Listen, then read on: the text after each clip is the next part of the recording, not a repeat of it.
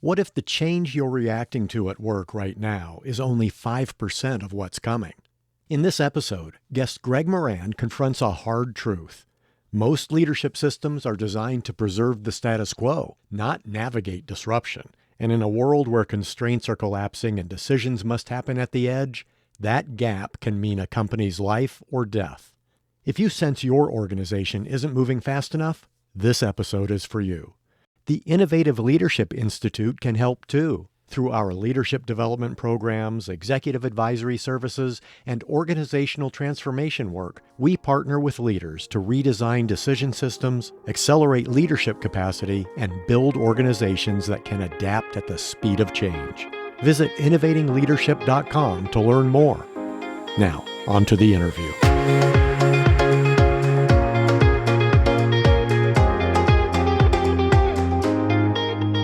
Welcome to Innovating Leadership, Co-Creating Our Future, where we explore the practices, mindsets, and systems that help leaders navigate complexity and create sustainable impact. I'm Maureen Metcalf, CEO of the Innovative Leadership Institute. I work with senior leaders and organizations to strengthen strategy to execution, build leadership capability, and design continuity so results endure through disruption. Today's guest is Greg Moran.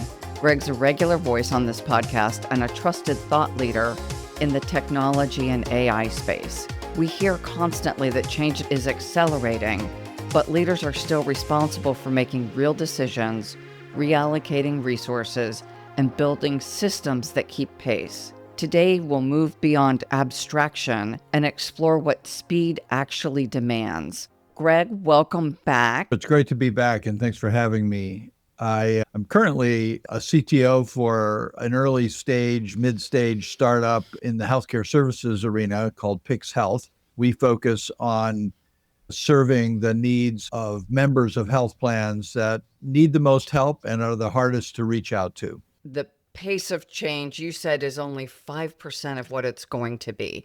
Can you elaborate on that? Because that is a terrifying number. If you spend time following technical leaders in social media on X or wherever you choose to consume your information, the entire tech world is basically in a sky is falling moment, right? Like the language is very extreme.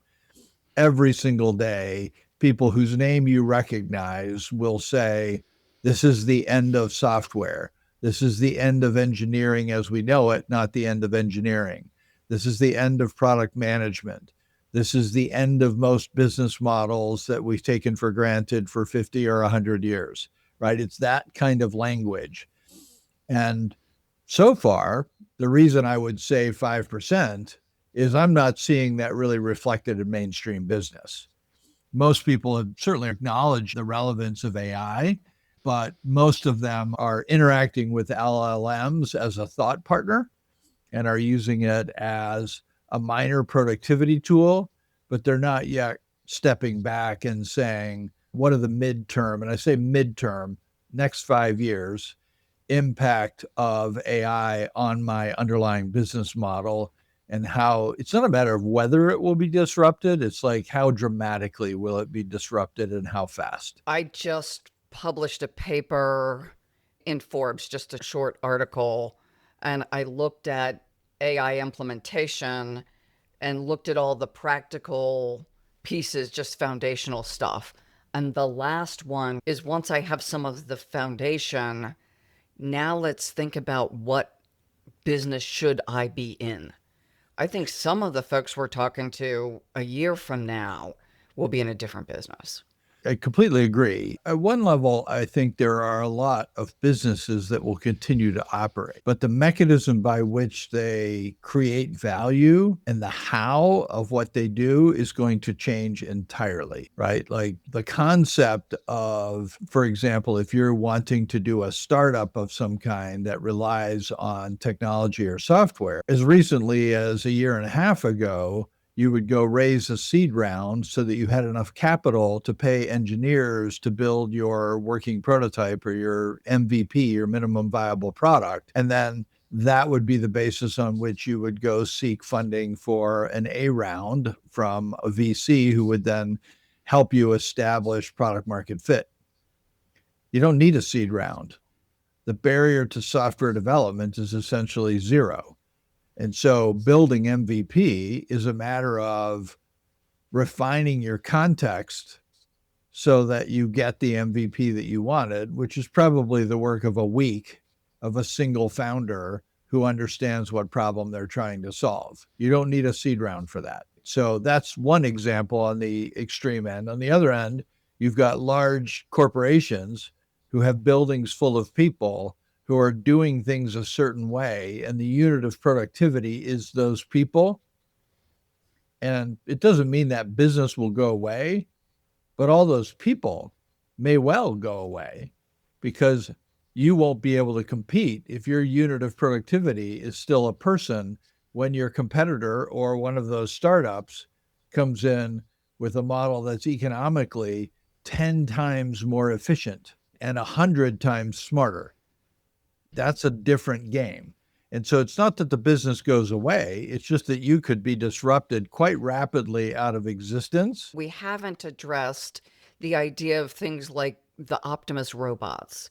We will have human-like robots who have specifically the manual dexterity to do things that we used to have to build machines to do a repetitive action. Now it looks like some of that will change as well.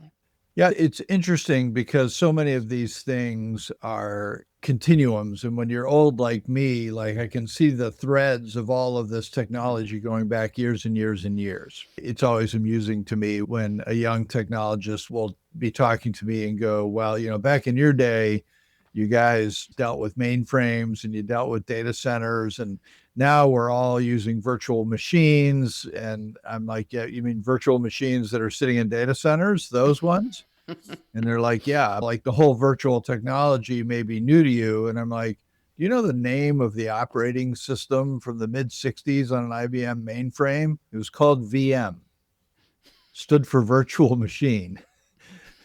So that's just an easy example of where there's threads of technology. And robotics is another example. And I was at a tech conference. This would have been probably in the 2017-18 timeframe. And a very prominent VC was interviewing the head of a robotics company. And he asked the question, when are robots going to be better than humans? And the CEO of the robotics company said, I'm confused by the question. Robots are better than humans at everything right now. They're stronger, they're faster, they're all the things. He said, if your question is, when will they be better than humans at everything at the same time? That's a different question. And that's an integration question, and it's an intelligence question. And I bring that up to say what's happening with autonomous robots today is a function of injecting intelligence and integration, not some step function in our conception of what we would like to do with robots, right? And the rest are just engineering problems. Dexterity is one problem, but that can be solved by intelligence. If you've got enough horsepower, like a human does, you can turn a nut onto a bolt fairly easily without even having to think about it. You can even be having a conversation at the same time. That's intelligence, right? The dexterity component of it is really just an engineering problem. What materials do you put on the end of the digits of the robot so it can do that reliably? Those sorts of things, right? So to me, what you're seeing in robotics is really an extension of a known problem, which is we didn't have enough intelligence that we could put on board the robot for it to be autonomously useful. And now we do. So it won't just vacuum my house. It will do any number of things that, frankly, I don't know how to do. Absolutely. Or you won't be able to do. You've already got robots that will vacuum your house. We've had those for a decade or more. It's now a robot that can vacuum the house, can take out the trash, can lift up the car if you want to change a tire, can do a lot of things that you could not normally do. But that's a function of intelligence and integration. And the two kind of go hand in hand because integration requires a lot of horsepower. That's one of the great things about what a human is we're integrated with a lot of horsepower. And we're really vulnerable. Like we always forget that. I could have not been wearing a helmet when I was mountain biking and I'd be dead. I'm very vulnerable, but we overcome that vulnerability with intelligence and decision making that comes from that intelligence that takes this very fragile body and somehow manages to navigate it through life for 70, 80, or 90 years, right? That's the game. And we don't all succeed, but most of us do. And we do so as a function of our intelligence, not our inherent protections as a biological being. We're very vulnerable. We are now approaching a point where synthetic beings, robots, have the dexterity that we as humans do and are now being integrated with the intelligence that is, what did you say, 100 times what we have? Back to the core theme, which is what are leaders to do and what are companies to do. The first thing that I would point out is that traditional management training, both formal and informal, at most companies, and I say most companies, it's not every company, but most companies of any scale, the training is all about maintaining the status quo. The reality is that any mature company that's been operating for a significant period of time, particularly public companies, have already established a business model that they believe works. And they believe that business model is based on a set of proven algorithms. Whether you're talking about McDonald's, or whether you're talking about a big insurance company or a big bank or a big manufacturing company, they're all operating based on algorithms that they think work for their business model and are the basis of their value. And then they're held accountable on a quarterly basis when they do an analyst meeting as to whether or not they're returning value to the shareholders at a rate that people expect for a business of that maturity and based on their historical track record. And that's what gets CEOs fired and hired, is this perception that they would manage the existing business proposition effectively. And if they don't, they'll lose their job. The problem with that is all of the managers in that organization are not only trained, but incented to maintain that status quo vociferously. Like you're aggressively incented to make sure that certain things don't happen. One, you want to deploy capital only very carefully, and that gets a lot of scrutiny. You go to most big companies, there's a whole business case process you've got to go through. There's a certain internal rate of return hurdle that you've got to hit. And if you don't hit those, you don't get the capital to do your project, whatever your project is.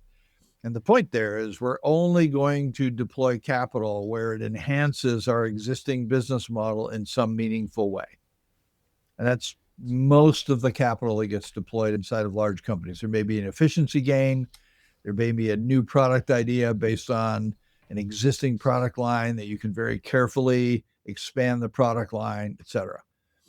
So capital is scarce, should be deployed very carefully. Second of all, you got to make sure nothing breaks. So the other job of a manager, most managers at most companies, is to make sure the process continues to operate effectively.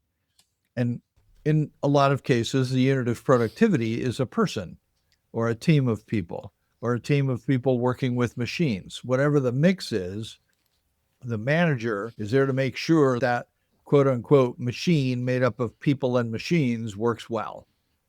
If they don't, their job is to diagnose the problem, remove the offending part, and replace it.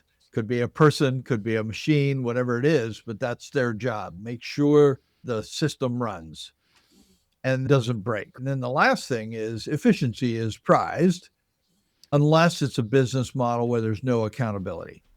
Right. So most businesses, because of the scrutiny that they get from the marketplace, particularly public companies, are constantly focused on efficiency because efficiency is easier to control than the market. right? And so there's a constant focus on how do I find another basis point of efficiency in this mega process that is producing cars or producing widgets or producing loans or producing whatever, right? And so efficiency is highly prized. And if you can come along with a project that everybody agrees through the business case process will produce some level of savings, that goes directly to margin. So you can produce the same product at a lower cost, you're going to make more money. It's all goodness and light, and efficiency is highly prized. I would say that is different in businesses that don't have that type of accountability. And I've seen those type of business models. There are certainly privately held companies. There are companies like mutual companies where they don't have that external accountability, and the market they can control pricing to a much greater degree than other business models. And in those organizations, there's still something that's highly valued, and it's called stability. Don't rock the boat. And that's very typical as well. But either way, like those are the pillars of modern management inside of large organizations.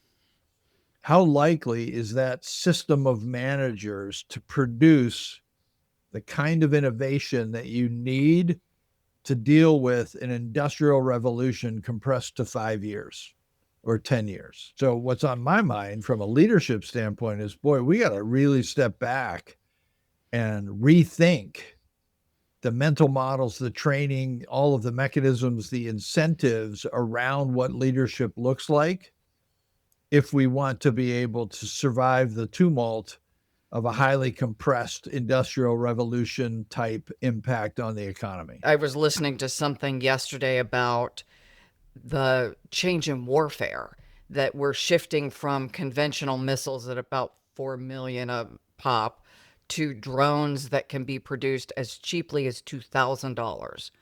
So the shift in how we deploy or engage in a wartime scenario is completely upended. If I'm running a military facility or Lockheed Martin or any one of the large defense contractors, how am I recalibrating my system? How do you do that quickly? Military technology is a good place. I say military technology writ large. It's not just the stuff. It's the leadership. It's the training techniques. Everything is morphing. What's cool about it and why it's worth studying is because when life and death is on the line, we tend to innovate at a rapider pace than when we don't necessarily see the stakes as life and death. And so there's something to be learned. We all do that on an individual level, right? There are a lot of sort of values you hold dear that when your life is threatened, go out the window. I may hold close to the value that I would never fight with somebody, but if somebody's threatening my life or my family's life, I'll fight and I'll innovate rapidly, particularly if I'm losing. So I bring that up to say, I do think that there is something to be learned from seeing where the change is being forced because so much is on the line. What's changed, if we look at the Iran conflict that's going on right now, you pointed out that the nature of warfare changed, and Iran was one of the leaders in innovating very inexpensive drones that could then do damage at a distance. It did not take us very long to adapt our existing weaponry and techniques to combat that threat, right? So what happened, right? They've got these drone farms underground. They're launching these drones rapidly and in masses. And what did we do? We sent the A-10 over there on which we can strap really inexpensive missiles that can just blow up in an area and take out a lot of drones at one time. So suddenly, this ancient technology that's really good at circling on station for long periods of time and really good at carrying a whole bunch of inexpensive armaments that can take out inexpensive drones efficiently is suddenly one of the most valuable assets in a war that's happening in 2026. So I do think there's a little bit to be learned from that, in that sometimes the answer that you're looking for isn't something new. It's something that's old, that's being repurposed in a way that was never intended to be used. The A-10 is a close air support weapon. It was supposed to protect troops on the ground that were engaged with the enemy. It's now got this whole different purpose. We don't even have troops on the ground yet over there, and we're using A-10s like crazy. And they have a completely different purpose. So again, that's innovation forced by something where there's an imminent threat. Threats have a tendency to drive innovation rapidly. The point I was making earlier about the pace of change is that I'm not yet seeing mainstream businesses really project a deep enough understanding of how significant the threat is, right? And so therefore, they're not adapting as fast as they ought to be adapting. And on the leadership front, if you're the head of HR and training and development for a large company, you should be spending your time contemplating, how do you change everything about how you have incented people and how you have trained and developed people to manage through this period of substantial change? What does your model look like after the fact? What does HR look like for a system of 2,000 agents that are running your company, right? It's not HR anymore. It's R, but there's an H component and there's an M component. What does machine resources look like? What does performance management look like? What's the role of the human in that model? What type of person and what capabilities, what competency maps have to exist for somebody who is managing 2,000 agents versus somebody who's managing 2,000 people? And how do you build evolution into that machine? Because how it changes for 2027 is going to be entirely different than it will be for 2029. Yes, and I think similar to the Industrial Revolution, just more time compressed, you're going to have a period of extreme change that's going to be very volatile. And the competencies that work for that period of time are going to look really different than the competencies that will eventually emerge and be more stable in kind of the next, call it, generation of the economy. One of the things we've focused on, and we've done this for a while, is mindsets, specifically because competencies change. So how I think about a difficult conversation is potentially more important to allowing me to do that thing, talk to a client in one setting, talk to a colleague in a setting, talk to a supplier in a different setting.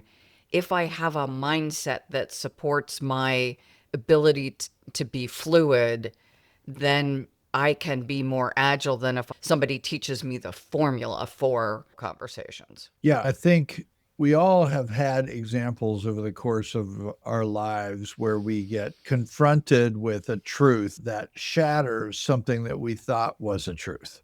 And I think we're in a time period where what you want to do, this is going to sound cliche, but question everything. But it's a very real point, right? If you accept any constraint in your business model as truth, what happens in your brain is you ignore that variable. It becomes an independent variable in your equation instead of a dependent variable. And so you don't think about it. You don't get up in the morning wondering if the sun will come up. That's an independent variable. The sun's definitely coming up.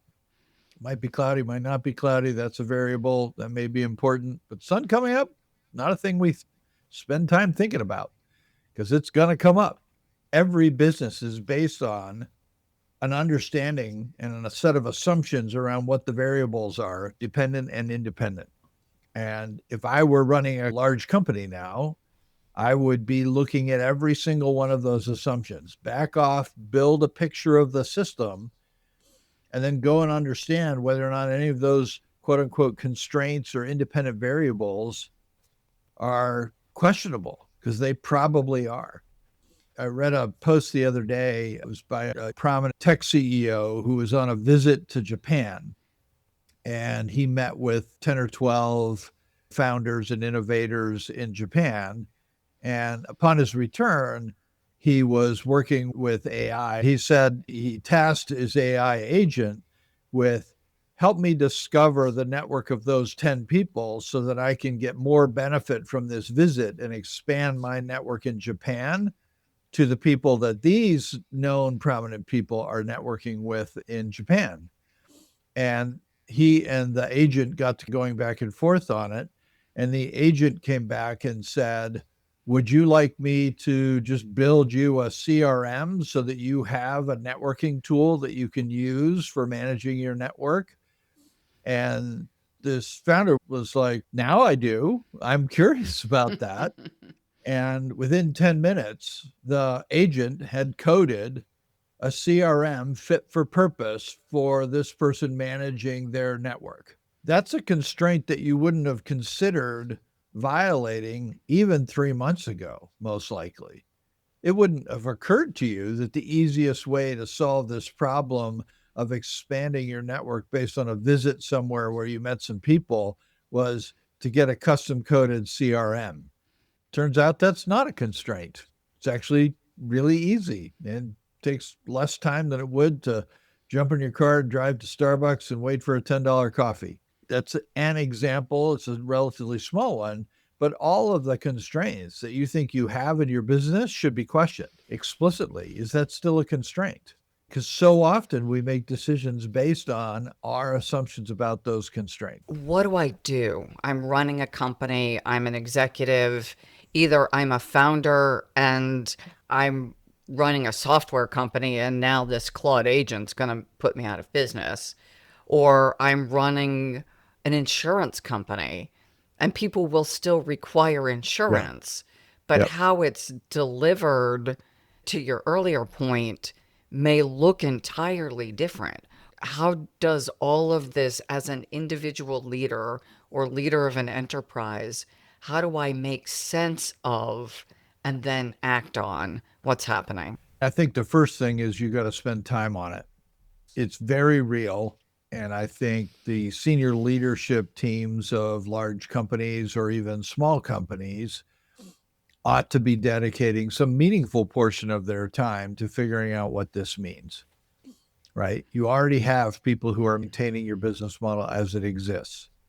You already have mechanisms that you use for your annual planning cycle. You already do things like hold senior leadership retreats when a new competitor enters the market, and you got to figure out what that means.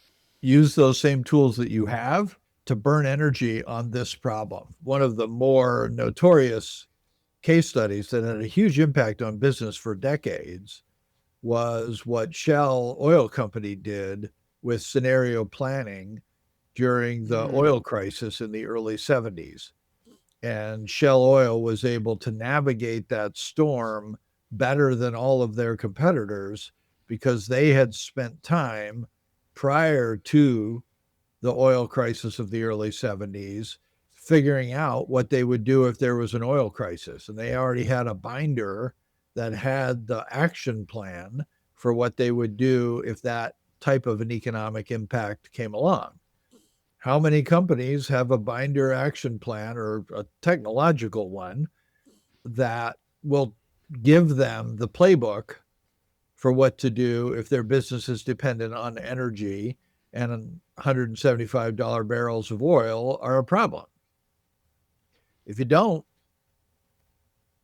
you probably should.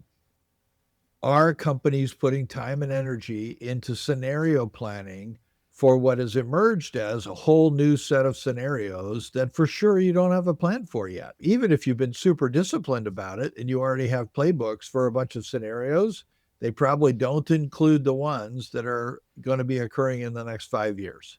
So you got to go update that. And when you do that thinking, it's going to force you to deal with the fact that, oh my goodness, none of our leaders are equipped to participate in this playbook. We got to fix that. So now you've got another thing to go do, which is go retrain your leaders on how to manage in this emerging economy. And then you're going to realize we incent all the wrong behaviors in our managers.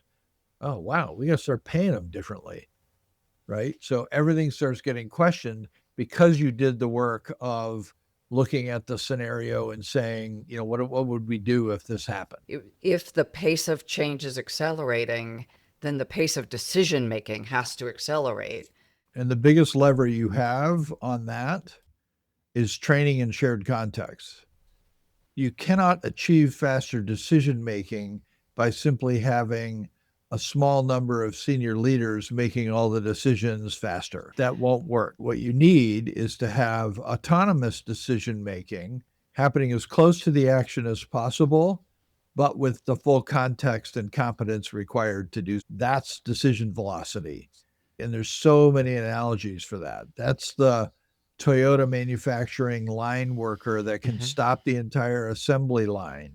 That's autonomous decision making. But you don't let that happen unless that person is trained and has the competencies to make the decision. But then you want them to make that decision. You don't want them to escalate that. If somebody's injured or there's a quality problem or something like that, you want them to have the context to make the immediate decision to do that thing. That's what fast decision making looks like, not I'm going to equip my senior most leaders to make better decisions faster, because you've still got the real wasted time is the decision getting presented to them with the appropriate information in the first place. That's the problem. And so all of that requires not just training the operators, but building the entire ecosystem that supports decision velocity and sense making. That we need the employee on the line to be able to interpret the signal and make a good decision consistently. That's the context piece, context and competency. They need to understand, and then they need to understand the context, right? And most companies are really bad at that. The big companies I've worked for, information and context is a management weapon to preserve superiority. And it's such a mistake. A lot of companies don't share their financials. Every employee in your company ought to understand your financials sufficiently to make decisions that are relevant to them. You want that, right? They should understand how what they're doing and their decision authority relates to the outcomes the company values most. But how many of us have been in a conversation with a manager where the manager says, I know something that you don't, so it's really important that you take my word on this, right? We've all been in that conversation, and it's undermines that whole concept of shared context and decision velocity. And we've probably all been that manager because the context expected us to keep things, quote, secret. There are real reasons why information can't be shared. And I would say as a manager, I always tell my team, anything I know that I think is relevant to your job, I'm going to tell you unless I absolutely can't. Insider trading is not a pretend thing. Quiet periods are not a pretend thing, and they're regulatory, and you can go to jail if you violate them. So I think everybody gets those constraints, but way more information could be shared than is shared. What is the one leadership choice you believe senior leaders or boards should make in the next 30 days, and what systems or practices must be put in place so that choice actually sticks? I'll go back to, if you're running a company today and it's a successful company with a track record, as a senior leader, you should be stepping back, examining your system at a macro level and questioning all of the constraints to see if those constraints are vulnerable to the technology innovation that is coming at us at a rapid pace. Not just technology changes, but context changes. What does the price of oil do? What does the difference in climate do? There are so many variables at play that are surfacing more rapidly than have happened in the past. I think that can get baked into your scenario planning. If you assume that certain variables that you have held true are going to change, some of those may be related to technological change. Some of them may be environmental. And then you make assumptions about the environmental things, because the thing about the environmental changes is they are independent variables. It's not that they don't impact you, but you can't control them. They're circle of concern, not circle of control. So you should build scenarios around your assumptions about those independent variables, and then focus on the pieces that you can control, some of which you thought you couldn't control, but now you probably need to question that. And then to extend that, put into action. How do I get my leaders ready? How do I change my systems? Because one of the scenarios may or may not happen, but something aligned with that will. Yes. And it wasn't that, back to the Shell example, it wasn't that that it played out exactly as one of Shell's scenarios predicted it would, but it was close enough that it gave them the playbook and they had already trained their managers. And the training part is really important. Back to the point we were just making. You want the people who are close to the action to be able to make really good decisions in real time. That's decision velocity, not escalate the problem as fast as possible so somebody important can make the decision. You've already lost. Yeah, agreed. It'd be like calling 911 when you're having a car accident. It's not going to be helpful. You may get an ambulance after you get crushed, but yeah, not helpful. If I had one more thing to mention, I would say that the pace of change is going to be such that you're probably not going to have the luxury of redoing your scenario plan every 3 months. But that then hunts back to then, great, how do I equip my managers to deal with volatility in the near term when I don't have the luxury of having a management retreat every month because the world's changing so fast. The easiest analogy is what you see, back to your point about, like, we learn a lot from the military because life and death is on the line. And so you have to innovate rapidly. I look at like how a SEAL team operates versus how a large deployed Army unit operates. The SEAL teams achieve their mission flexibility and their mission success by training on the technology, training on teamwork, and training on techniques around how to solve problems, and then experimenting with that tool set together. And 90% of their time is spent doing those 4 things, and 10% of their time is being deployed into the world to leverage all of that capability in a very specific and volatile mission. The question is, how do you bring the lessons from that inside of your corporate environment where you don't have the luxury of practicing 90% of the time, but you certainly can take some of those pillars of making sure people are current on technology, making sure that you're focused on teamwork and how people work together effectively, and then training on problem solving with context, and then experimenting together, try things, iterate, right, on things that you think could be disruptive to your business. If you're not doing it, somebody is. So hopefully that's a good parting thought in terms of a way to approach the problem with an existing business that still has to run. Thank you. I find these conversations incredibly insightful, and I trust our listeners do too. So to our listeners, thank you for engaging. Thank you for taking the time to listen to us, listen to Greg as he synthesizes and shares.